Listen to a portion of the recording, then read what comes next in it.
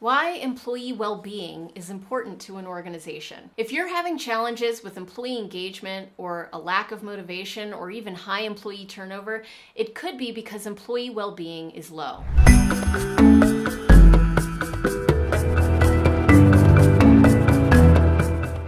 Well, employee well-being is not just about whether an employee is healthy and happy, and a leader's responsibility is to make sure that everyone on their team has a holistic sense of well-being. This has become especially important since COVID. When COVID hit, employees everywhere became face-to-face with their mortality in a way that they hadn't before. And not just their mortality, but what makes them tick, what makes them motivated, what makes them feel like they have purpose in their lives.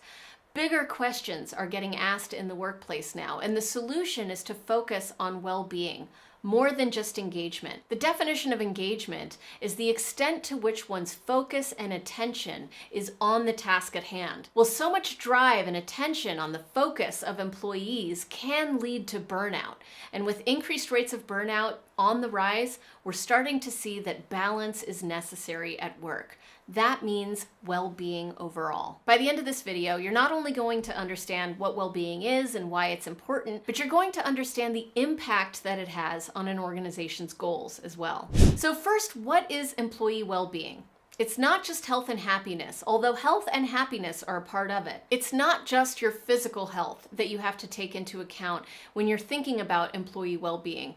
You also have to think about the whole person. That means mental health, it means safety in the workplace, psychological and physical safety. It means creating a work environment that is conducive to the culture you're trying to create. And it also has to do with job satisfaction. And not only that, work-life balance.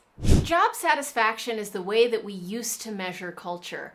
Back in the day, before the 90s, when organizations wanted to know how employees were doing, they asked about job satisfaction.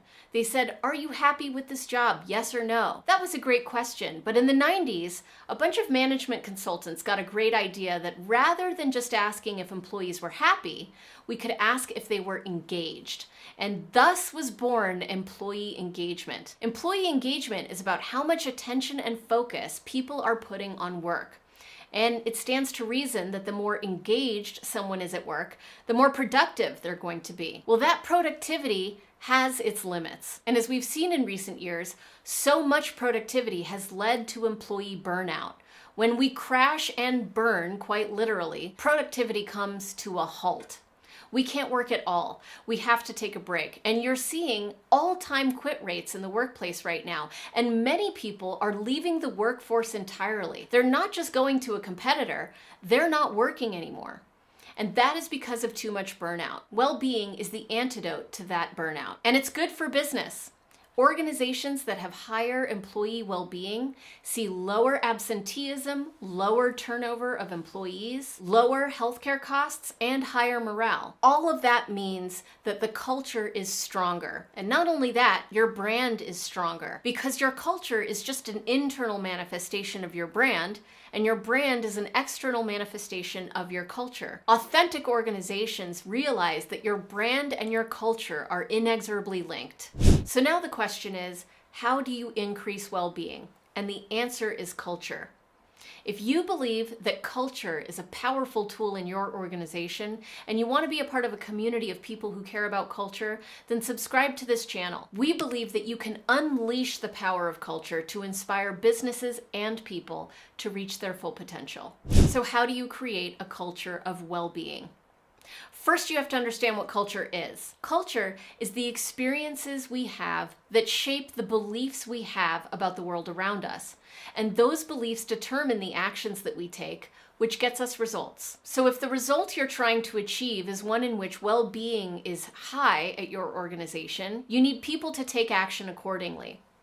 And that requires a belief that well-being is important. So for example, if you share a cultural belief at your organization of work hard, play hard, that's not necessarily going to lead to your employees taking action in which they prioritize their employee well-being. They know that it's not valued or not prioritized in the cultural beliefs, and so they'll act accordingly. For example, I used to work in an organization that said that they valued work-life balance. But what I noticed is that the people around me who were getting promoted, they were not the people who took a lot of vacation time. They were the people who were working 11, sometimes 12-hour days. So I had an experience. The experience was noticing who was getting promoted around me and who wasn't.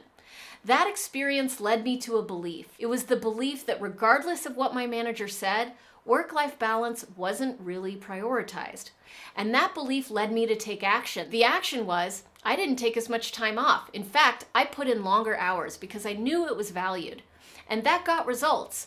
Sure, I was really productive, but after 6 months of that, I burned out and it was too much for me and I left the organization. So culture is about being intentional about the experiences we co-create and the way that we live and breathe the beliefs we're trying to nurture in the workplace. So how can you encourage well-being in your workplace?